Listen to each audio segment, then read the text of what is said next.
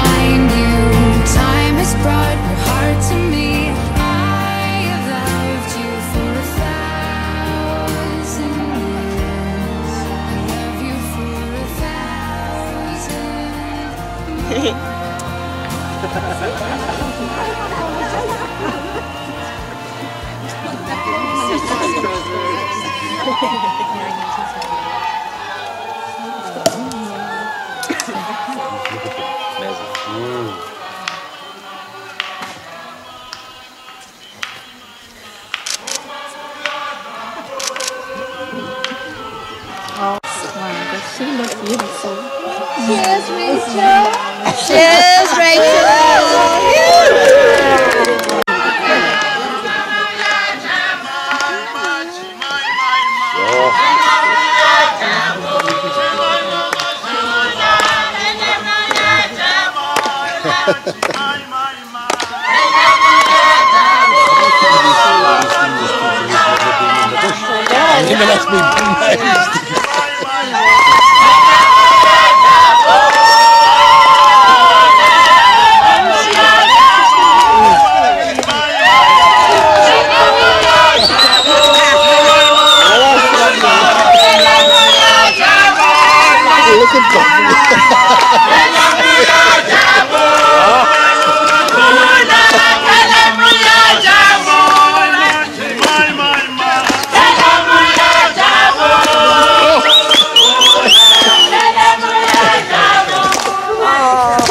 You look beautiful.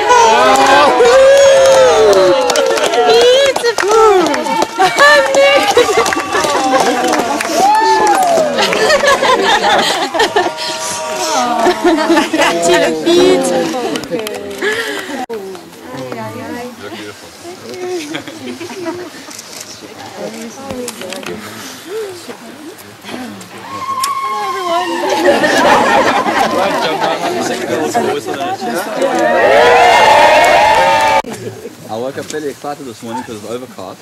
So I was going to say another British word, and for goodness sake, it's flipping Olympic. So I'm done with you British people. But hello and welcome anyway. I know we've all had a chat, but are you comfortable? Yeah, I'm just figuring out. No? You stand here? Want to face everyone? Yeah, cool. So I have my back to you. Yeah, I'm stand up, that's okay. So when I was working at the ferry, I met a guest who said, when you go on safari, if you want to enjoy it, first make friends with the chef, because you'll always have food, and then make friends with the guide, because you'll always see game. And it's funny that I'm standing here with Jemima, because I'm a chef, and we're friends, and she's marrying a guide. So I think she got it right. I think she got it right. So we're not going to labour too much. We want things to keep moving quite quickly. Callum and Jemima want everyone to enjoy themselves. So we're going to jump straight into a few words from special family and friends. And the first up is Gary and Glynis.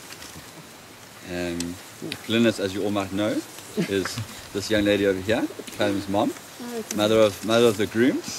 And Gary, as Jemima describes him, is an important figure in our life, and more than just a stepdad to Callum. So with that, I think it's going to a round of applause and come stand up here with special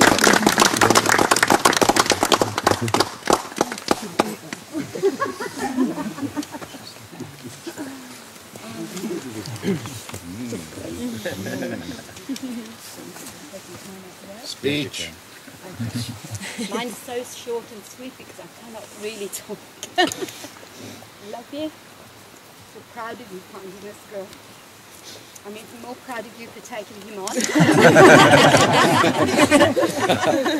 There was going to be someone somewhere. I love you both from the bottom of my heart, and as long as I live, I will love you. So far, that's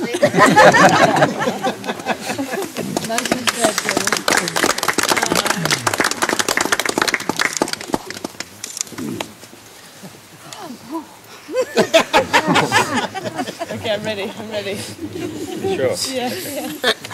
Okay. So the normal speeches are sort of where do you meet people and it goes from there. I'm not going to do that.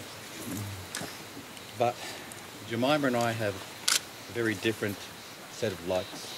We love the same foods. We love the same ridiculous shows on TV. Yep. What else is there? Crocodile Dundee. Crocodile Dundee.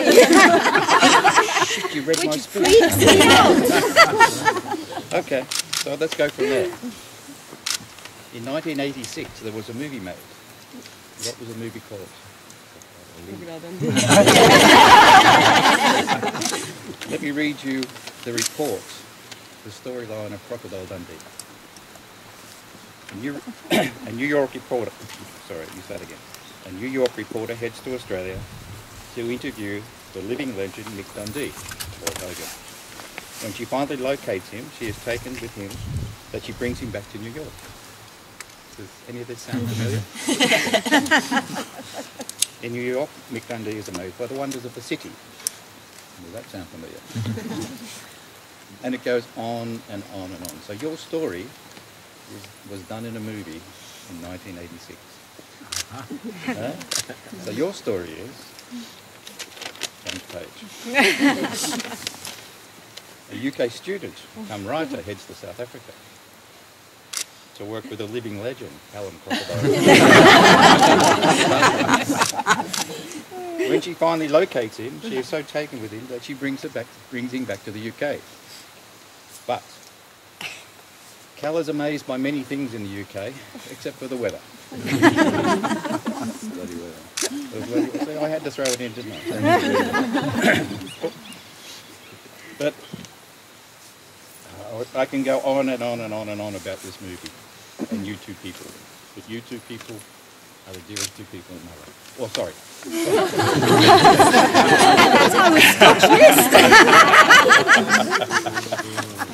But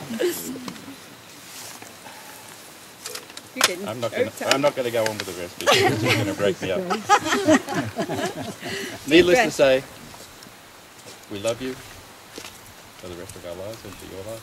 We are there for you for anything and everything, as you know, including your little puppy.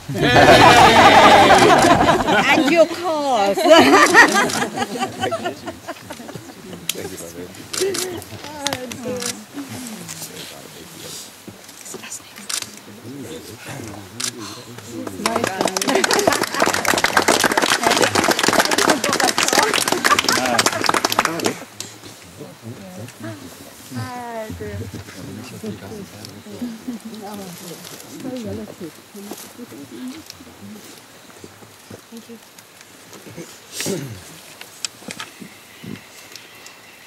The next two people are two very special people.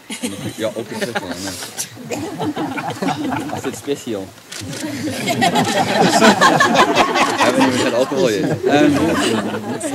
Two very special people, and if you don't know them, you're at the wrong wedding. And that's the parents of the bride, Rachel and Charlie. So I think give them a round of applause there.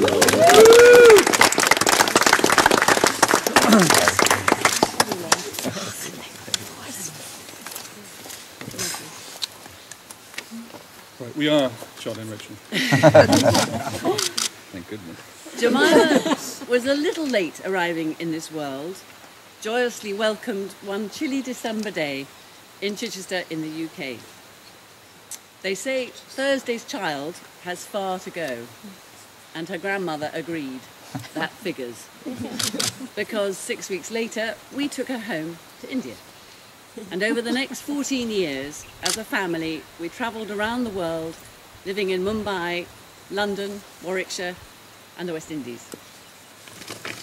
So in the mid-90s, we lived on the other side of the magnificent Limpopo River, and I'm being a bit brave here, sort of There, isn't it? over there. So yeah, do find out where it is. In Botswana. But we can both recall looking over the river to this beautiful area here, all set about with fever trees. And later on we were lucky enough to spend some time here as a family. And I think we all loved it for its quiet beauty and its wildness, but we really didn't know that for Jemima it was to become such a particularly important and special place. She chose to return here to become part of the Pafuri family, which of course included Callum. And everyone here today has been a part of their story ever since. We have cherished and nurtured every step of the way for and with you, dearest Jiminy, in all aspects of your life's challenges that you have chosen and faced, and achievements across so many different facets of life.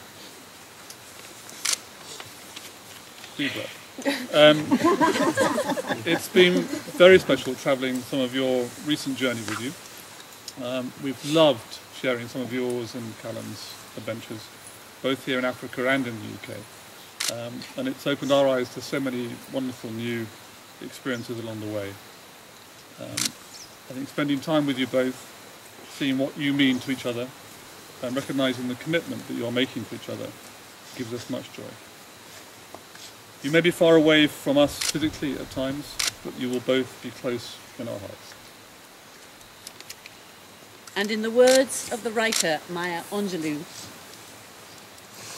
when you wish someone joy, you wish them peace, love, prosperity, happiness, all the good things.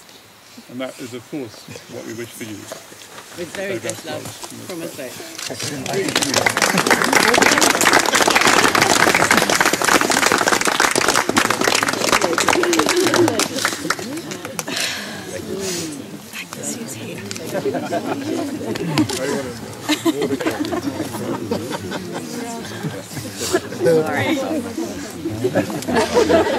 Thanks for sharing. Anything else you want to tell us?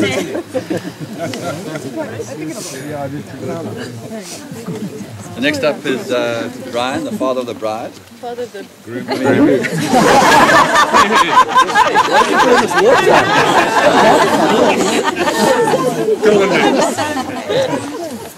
Brian. There's Brian, and then Joel, who has been a friend with Callum since Glynis discovered wine, which is quite a long time ago. And, They don't actually correlation anymore.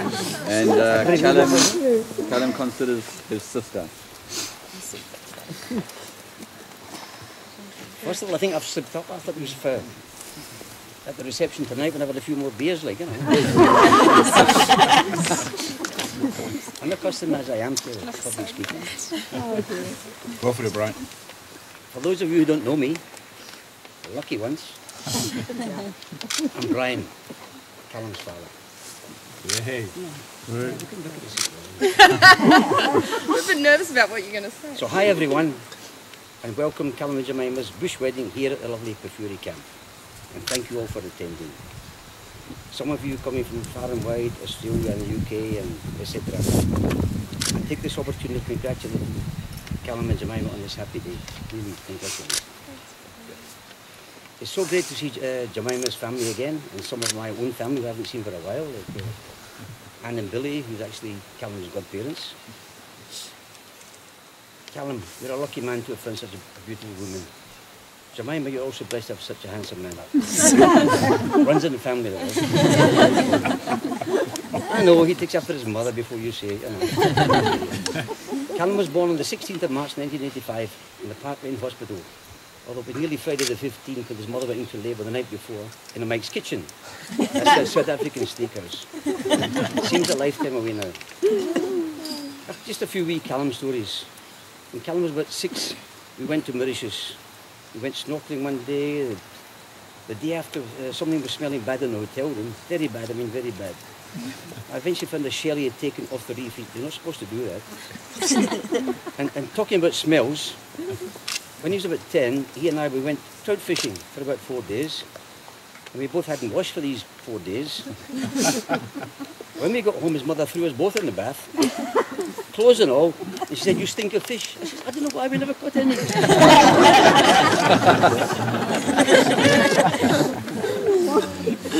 And then there was the time we went to Cairo en route to the UK. Callum got lost at the Sphinx. His mother freaked. He also. Sorry, Tariq, but she thought she'd been taken by the Arabs, like, you know. But that was my fault, of course. Sorry. We eventually found him close by. He looked a bit shaky, but he was fine. Oh, dear. Callum has had a few adventures growing up. He walked the Sydney Harbour Bridge on top, that is. You know that one, eh? At 10 years old, he abseiled 50 metres. This abseiling, I could never find the boat there, this abseiling thing. I couldn't get used to it. He's been with me on a bike club, Joel, to Mozambique, where I got 27 mozzie bites in my forehead, and he never got one. We went to the MotoGP, that's motorbike racing, in Pakistan in the Free State. Joel was there also. But we had to pitch our tents on top of, like, really cactus plants, everything. That's where you had to put your tents. Callum has been to the Kruger Park several times whilst growing up, from the age of, I don't know, 6 years old, huh? No, 3 months. Which is probably why he's doing what he's doing now. Game ranger, guide, and etc. There was a time when he was about 14, he had the chance to go on a bushwalk from Orpin camp with his friends. I told him, "No way, that's too dangerous." He wasn't very happy. Now that's what he does for a living. In his own business with Sean. Okay, I was scared and I'm still scared. Page 2 of 6.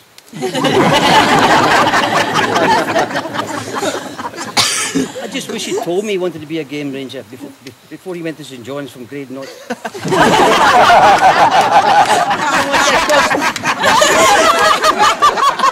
£2,500,000 rand. But well worth it in the end, mate. I'll take this opportunity to tell you, Callum, I'm very proud of you, the man that you have turned out to be, and I love you. Callum and Jemima, have a happy and eternal marriage. You are both made for each other.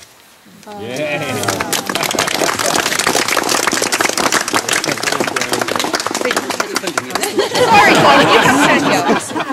I think I actually miscalculated the situation a little bit because I decided that I could wing it and not write anything down, and the emotions now have resulted in everything going straight out of my head, and I can't remember a word of what I put together. So I think I'm just going to give you the abbreviated version. And I'm probably going to cry, so please, be patient with me. As mentioned earlier, I'm affectionately known as Callum's little sister. It's a bond we formed at a very young age. Our moms were great friends, and both being only children with 2 crazy mothers, we formed this brother-sister relationship that was never really questioned. All of our friends just knew me as Callum's sister, and that's just the way it stayed. We have loads of happy and funny memories. We've also had some rubbish times that we really lent on each other. I want to thank you for being my big brother figure to me when I really needed it. Okay, moving on from that. All I ever really wanted for Callum was to be happy. And I didn't get to know Jemima very well for most of their relationship living in Australia. We went 10 long years without seeing each other, so I didn't have the privilege, wasn't lucky enough to share those moments with you and watch you guys grow. But it was that moment when Callum told me that he was going to propose to you. And just the look on his face, it didn't need any words, which is a good thing because Callum is a man of few words. And it's hard to draw out any emotional sentiment from Callum unless he's had a few tequilas and the way the love flows freely. But it was just that look on his face that I just knew you were the one, even before I even really got to know you so well. So thank you for making him so happy. I can't stand up here and offer any marital advice, and there's nothing I can tell you that you don't already know about Callum, so I'm not even going to try. So I just wanted to wish you guys all the joy, love, laughter, loads of adventures that I hope make it to my side of the world one day so we can spend more time together. Please continue to love. You love him today. He's not perfect. He will drive you crazy. Excuse me. But he is perfect for you. So cheers to Jem and Cal. Love you loads.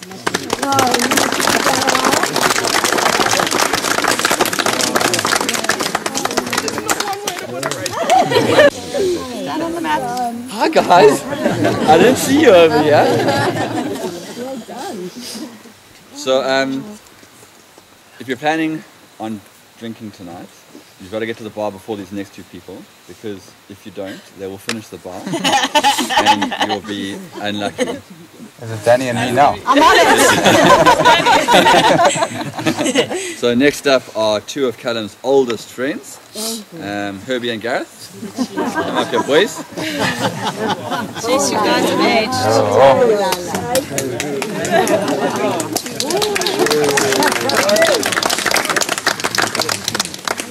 So I kind of misjudged it as well because I thought this was the typical best man's speech where you tear strips off Callum. You'll be pleased to know it's not that. But I've had the privilege of calling Callum my best mate for the majority of my life,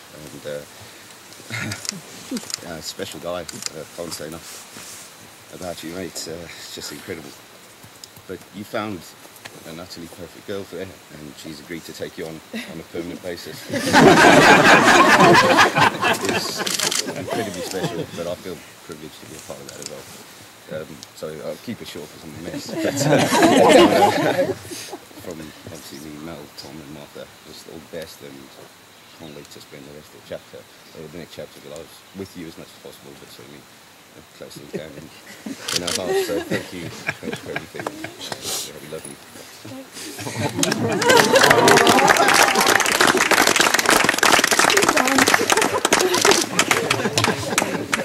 That's the first one.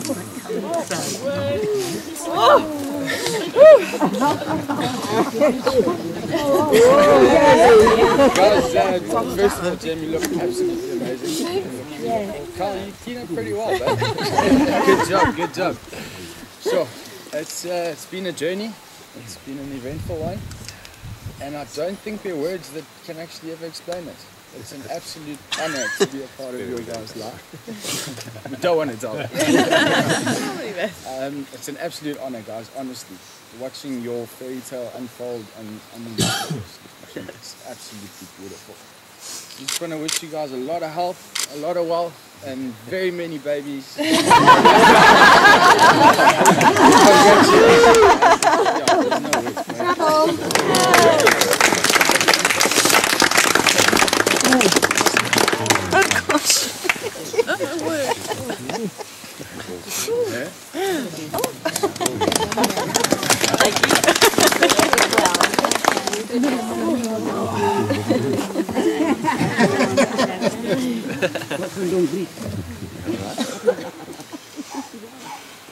So this next amazing couple, I actually haven't had the privilege of spending a lot of time with, but the time I have spent with them has been amazing.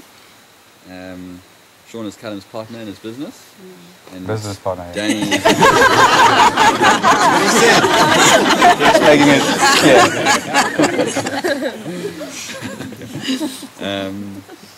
yeah, and Callum and Jemima describe Danny and Sean as their closest friends. which I think is quite fitting, having spent some time with them. So if you don't mind, just giving them a round of applause. Come up.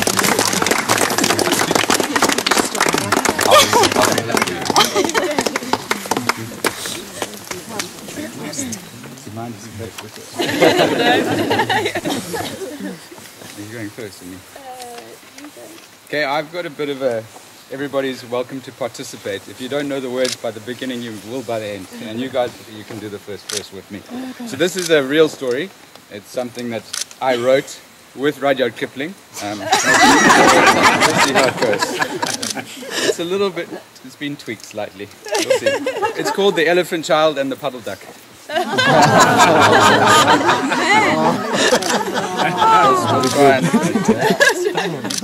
In the high and far off times, the elephant child, oh best beloved, had no wife. He had a few friends and even a few girlfriends, but no one that ever came near to filling his satiable curiosity. He went around asking everyone he could find. He asked his dad, he asked his mom, he asked his aunt, and he even went as far to ask the ostrich, the giraffe, and the hippopotamus. Where can I find a puddle duck to marry? They all just spanked him and sent him on his way. By and by, when that was finished, he came upon the kolo bird sitting in the middle of a weighted thorn bush, and he said, "My father has spanked me, and my mother has spanked me, all my aunts and uncles have spanked me," you're seeing the pattern here, "for my satiable curiosity, and still I don't know where to find a puddle duck I can marry." Then kolo bird said with a mournful cry, "Go to the banks of the great grey green greasy Limpopo, all set about with fever trees, and find a crocodile there." So he went away. He went from Grahamstown to Kimberley, and from Kimberley to Karma's country, and from Karma's country he went east by north, till at last he came to the banks of the great grey green greasy Limpopo river, all set about with fever trees. You got that now. You're up next. Precisely as Kolo bird had said. When he finally got there, he trod on what he thought was a log of wood at the very edge of the great grey green greasy Limpopo, all set about with fever trees. But it was really the crocodile, oh best beloved, and Crocodile winked one eye like this. "Excuse me," said the elephant child, "this is Callum now. Most politely, but do you happen to have seen a crocodile in these promiscuous parts?" Then the crocodile winked either eye and lifted his tail out of the mud, and the elephant child stepped back most politely because he did not wish to be spanked again. "Come hither, little one," said the crocodile. "Why do you ask such things?" "Excuse me," said the elephant child most politely, "but my father has spanked me, my mother has spanked me, not to mention my tall aunt, the ostrich, my tall uncle, the giraffe, who can kick ever so hard, as well as my broad aunt, the hippopotamus. So if it's quite all the same to you, I don't want to be spanked anymore. All I want to find is a puddle duck to marry me." "A puddle duck, you say," said the crocodile. "You may be in luck. I hear that one has just arrived from a faraway land." "How do I find her?" said the elephant child. "Well, that's easy. Follow this path away from the great grey green greasy Limpopo river. Yeah, I have to find my place. "And don't stop until you find the crystal clear water of the Lavuvu River. There you should find a puddle duck to marry. Her name is Jemima. But elephant child, she's still young, so give her time before you marry her. Maybe 8 years."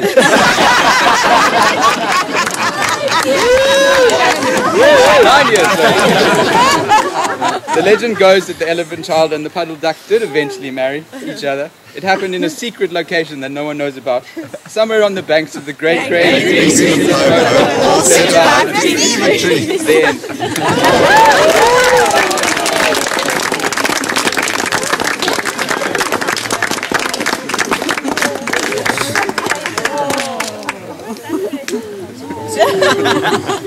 Okay, now. Jemima, do you have tissues? Yes, Danny, do you have tissues? Okay. Don't worry, I don't have much to say. Right, so there's so much I could say to you two. From the first time meeting you here in this very special spiritual place, and how much we've shared since then. We've become blood blisters, kindred spirits, and even business partners. Jem, you and I formed a deep and lasting connection when we realized that we were actually the benefactors. I'm not sure who gets to be Lizzie and who Jane, but I think we're a little bit of both. But real sisters we became, sharing our ups and downs, even the men in our lives, so they like us. Hang on.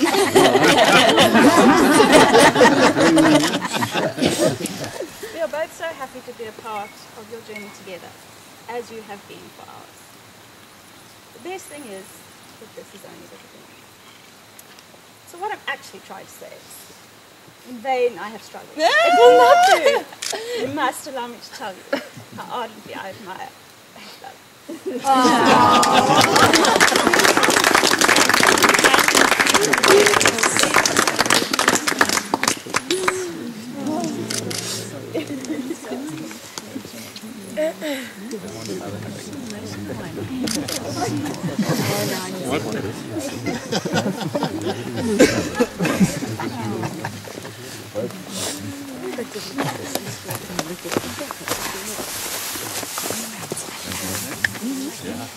You guys having a good time? Grown men cry is always good. So the first time I met the next two people was 10 years ago. And so when I heard that they were coming out here for the wedding, obviously, I was expecting two people this high. But since then, Imogen and Olive have grown into a strapping young lad and a beautiful young lady. And that's the truth though. You're laughing? Yeah, no. Okay. So if I could call you guys up to say a few words. And a round of applause.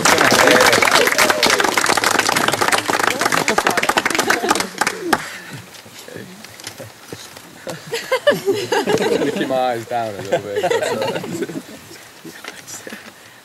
We just want to start by saying this feels incredibly surreal. Not just because it's our sister's wedding, but 2 weeks ago we were sat in Imogen's flat in London trying to look out across all these buildings and trying to work out what on earth we could say here. And it just is completely stunning. It's also our first ever speech. As Brian said, we're expecting a few more drinks. So we're a little bit nervous. I'm going to congratulate myself first, because I finally got a brother.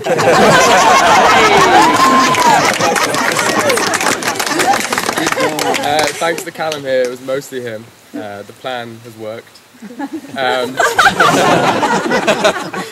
But in all seriousness, he first met me when I was only 13, and he's had a massive impact on both of our lives ever since, and in those entire 9 years. Yep. Okay, oh my goodness. Okay, so I think I can speak for the majority of my immediate family here when I say we were all slightly nervous of Gems when she headed off on her gap year. However, that quickly changed when she started to update us on how much fun she was having. And I do have emails from Gems as she updated me on how much attention she was getting from the safari rangers. And I did respond with excitement and slight jealousy of how hilariously cool she sounded when she could say she was dating a safari guide. I'm sure I would have been equally excited had I actually been able to understand you. Sorry. Little confession here. Our first meeting down the phone didn't go too well. After I'd asked the mystery caller to repeat what they said for about a third time, I finally heard the word Jemima and quickly shoved the phone her way, only to discover later that this would be the famous South African accent that I know so well today. And luckily I can understand all of you pretty well. Don't worry. So while Ollie was struggling with the language barrier, Dad was also struggling with barriers of his own. In particular, the large ocean separating himself with his darling daughter. And I think the quote was something like, "Not sure what she's up to, but if she thinks she's met someone and she's staying over there, I will personally fly out and bring her back."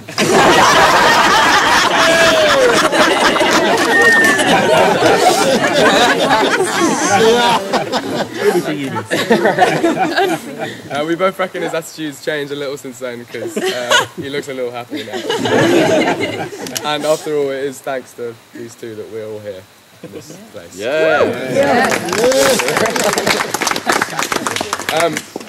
Sorry, there's one very important person who isn't with us today, who definitely needs a mention. And us Middletons know she's definitely on her knees and keeping an eye on us today. So that person is our amazing Granny Liz. Okay. No, I'm going to do it. Granny Liz and Pa spent an amazing holiday here with Jemima, where they got to see her working in the bush, and building the life that she and Callum now lead. Despite not actually meeting Callum on the trip, both Granny Liz and Pa heard so much about him, and I know Granny Liz is looking down on them both, knowing Jem's picked a good one. I remember seeing Granny Liz when she returned from the Africa trip, and she said in true Granny Liz style, a rude and very inappropriate comment for today. However, she also said that she thought Jems had met someone who seemed very special to her, and she knew, before all of us, those 9 years ago, that Jems and Callum were just starting their journey together. Pafuri has a very special place in all of our hearts, but most of all for you two. You met here, Callum proposed here, and you've brought all your closest family and friends here in order to share this amazing place. So, from both of us and everyone here, thank you so much, and we love you both.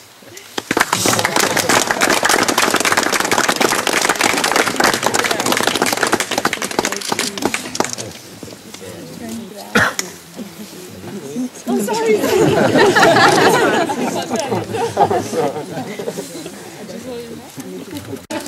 Alan, just wait, you don't have to try and go in there. Thank you so much.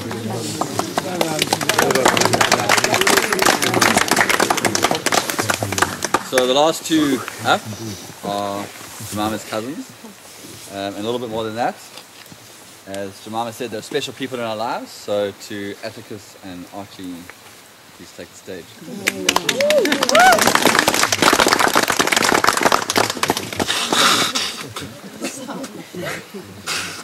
Being the eldest of all the cousins, Jemima was the first grandchild to hit several landmarks. In fact, a lot of the time she set a standard hard to beat. She was the first to graduate, and she got a first from Cambridge. She was the first to get a full-time job, a hostess at a Botswana safari lodge. She was the first to get engaged on the banks of the beautiful Limpopo River. All sit above. She was the first to graduate for a second time, with a master's distinction from Cape Town University. And now she's the first to get married, and not easily bettered by a marquis in England. While we say we have nothing but happiness and pride for these successes, I'd be lying if we weren't hoping she's about done now. In fact, if it wasn't for an apparent aversion to permanent employment, choosing instead increasing levels of education, she may well have had a shot at the favourite grandchild.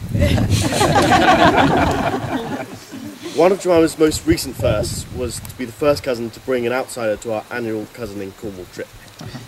True to her form, she smashed this one at the park as well.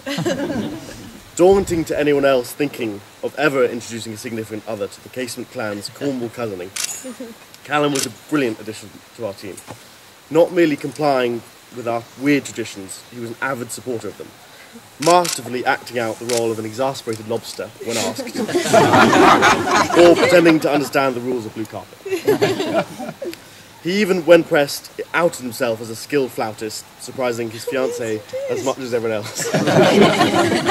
Admittedly, we may have stretched this support to its limits when we forced him to swim in the brutally cold Atlantic Ocean.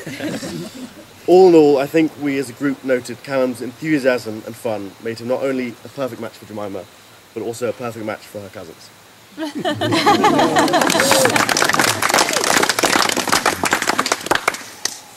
It was during these annual weeks in Cornwall that us cousins got to know Jemima best, and she naturally assumed the role as head of a rabble of 13 children. The bossiest, I was just the bossiest. This bore great responsibility.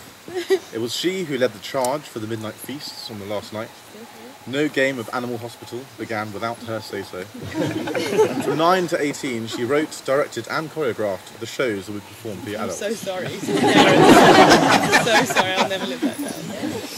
It's a very good thing Jemima was not mischievous in nature, because she could literally lead us anywhere and we'd follow blindly.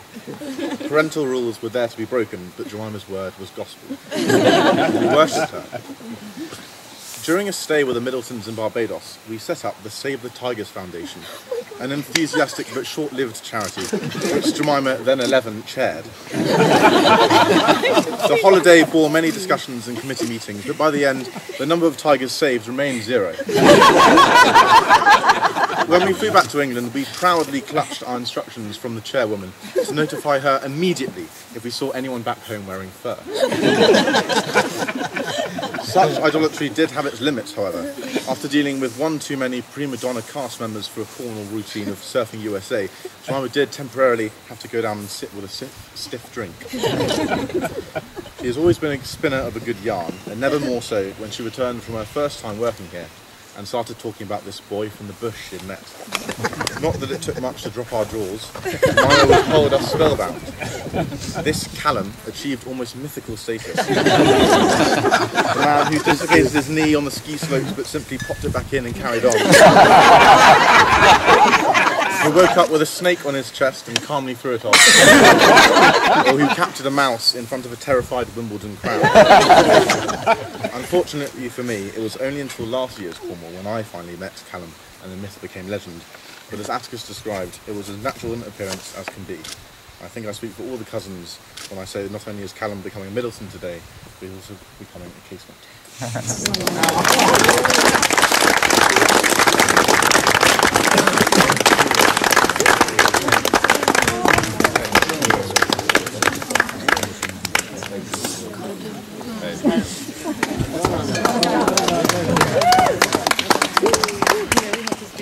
So I think it's fair to say that Callum and Jemima have some very special people in their lives. So I think to everyone that has had a chat now, I think we just give them a round of applause.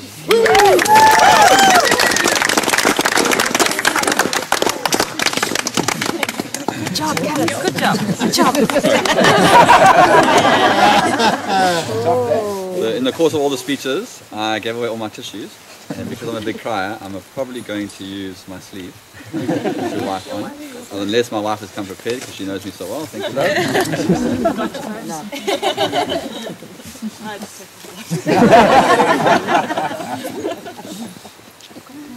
So when Callum and Jemima asked me to step up and sort of lead the ceremony, I jumped at it because I thought it was obvious. I've known them for so long that there must be a lot to say. We've been friends for 10 years. I've met Callum in 2007, so it's almost exactly 10 years, and Jemima I met in 2008, so they've been in my life for 10 and 9 years. And like I said, I thought there would be a lot to say, but as today got closer and as the gravity of the event weighed on me, I found it more and more difficult to find something meaningful to say. See, we've been friends for so long that it just feels like Callum and Jemima have always been in my life, and to find a specific moment to build a speech around proved quite difficult. Until I drove into camp for the first time in 8 years, and all those memories of us and the time we shared came rushing back. And I was lucky on Thursday to share a game drive with Jemima for the first time in 8 years, and I was reminded of a specific event in their relationship which has become my fondest, and that was the first day that Callum and Jemima said goodbye for the first time.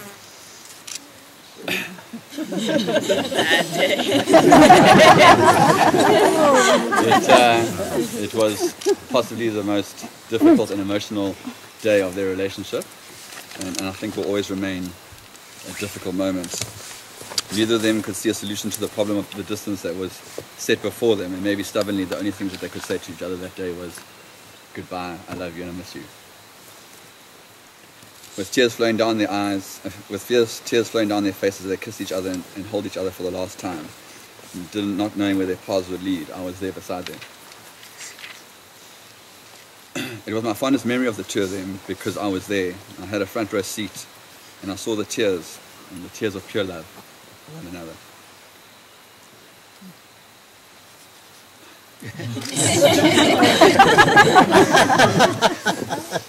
I count myself as lucky. I mean, I know everyone here is proud of them, and I know everyone loves them, and I'm certainly not the only person that cares for them. But I am the only person that was privileged enough to have been beside their sides that day they said goodbye. The reason I felt privileged is because it's not every day you get to look into the eyes of people you care about and to look past their tears and see hope and see love. Dirty tissue. That's why that day was my favorite, because beyond the tears and the raw emotion, I looked into both of their eyes and I saw hope. You see, guys, you had to cry that day because those tears laid the foundation which built your beautiful relationship.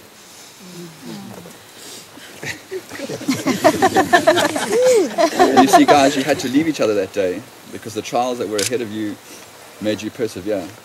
And that perseverance built in your character. And that character gave way to hope. A hope for a better future, and a hope that led you guys here today.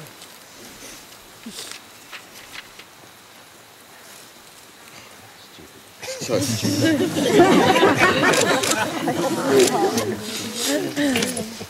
So as the memories of today fade, and marriage becomes a reality, as you're faced with trials, just remember that no one here doubts your love. And I want to remind you to always persevere and always hope.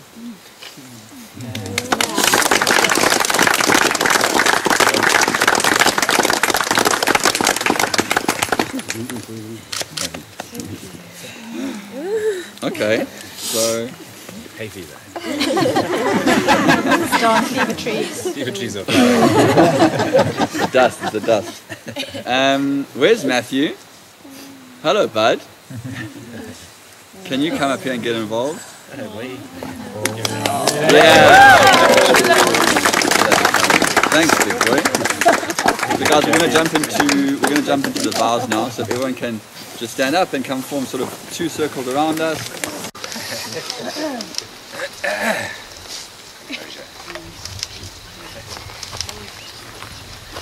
Jemima, today I stand in front of you in our favourite place on earth, in front of the people that love us most, to make a promise to share the rest of my life with you as your best friend and eternal soulmate.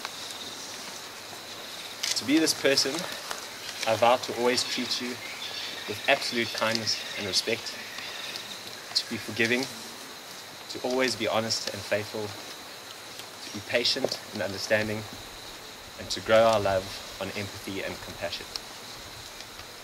I promise to always be your protector, even against the charging lion.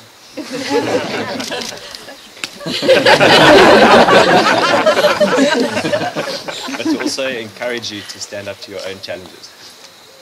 I will always be your pillar, as you will be mine. I promise to laugh with you until our stomachs hurt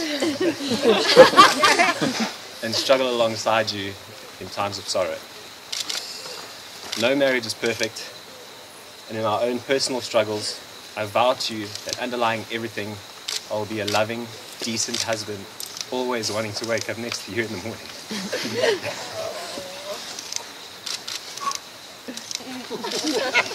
It's okay. I could not imagine a better person for me to love, and I will do this with everything I am.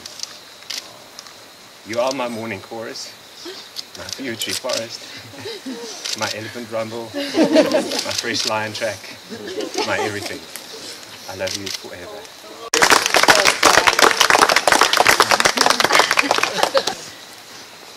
Callum, I met you here almost 10 years ago, and it took me about a week to fall completely in love with you.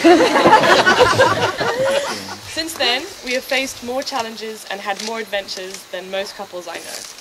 We have loved each other from opposite sides of the world, and we have loved each other whilst living and working at extremely close quarters. I still don't know which was harder. Either way, I will never regret any of those challenges. We have waited a long time to get here, and I know now that we are completely ready for this next step. You have the kindest heart of anyone I have ever known, and you have taught me to find the kindest, softer side of myself. I have no doubt that I will always be the most annoying person in your life. But I thank you for continuing to love me anyway. I love that we make each other stronger, and that while neither of us is perfect, I really believe that we are perfect for each other.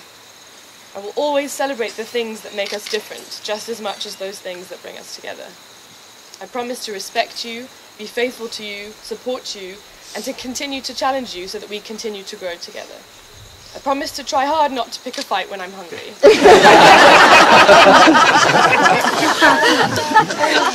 I promise to try to believe you when you compliment me, and I try to keep my sarcasm to a minimum. I am honoured that from today I call you my husband, and I am so excited to be your wife. One day, when we, in brackets you, are ready,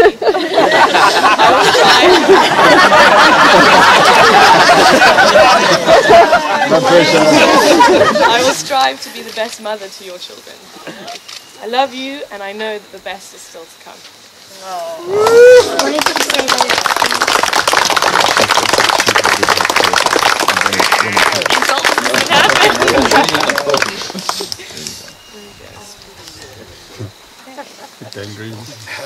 Guys, can I ask you all to come in with your bubbles? Get a little bit ready.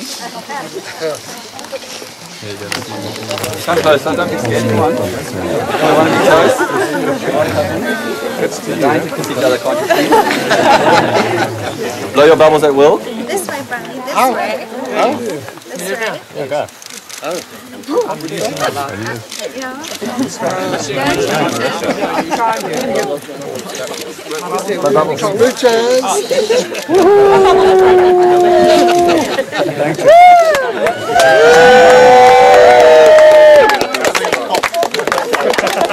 in the words of old tradition, we now pronounce you husband and wife.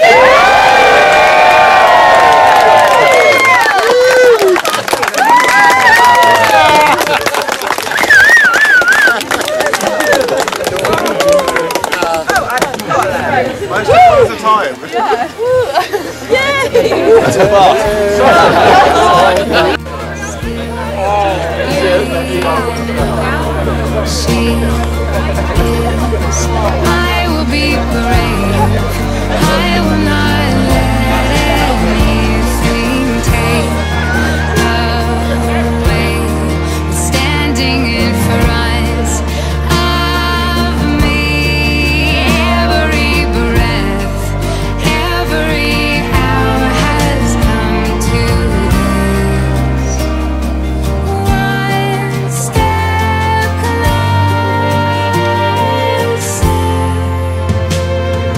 I have died every day waiting for you.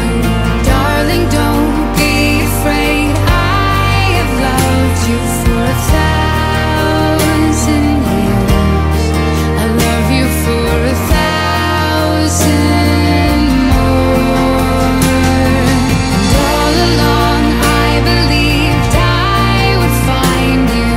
Time has brought your heart to me. I have loved you for 1,000 years.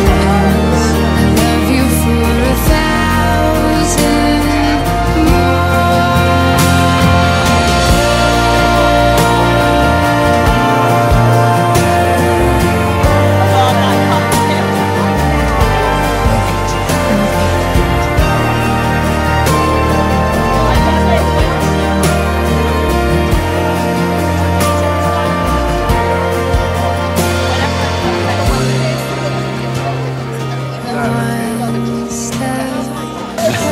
God says I am a great girl, that's not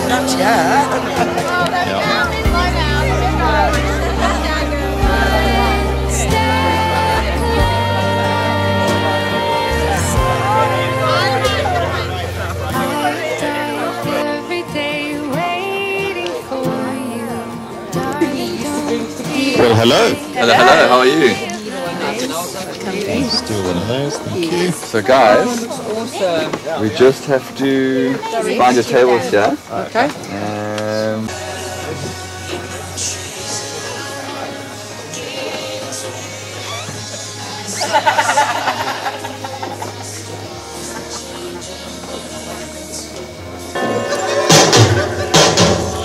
My baby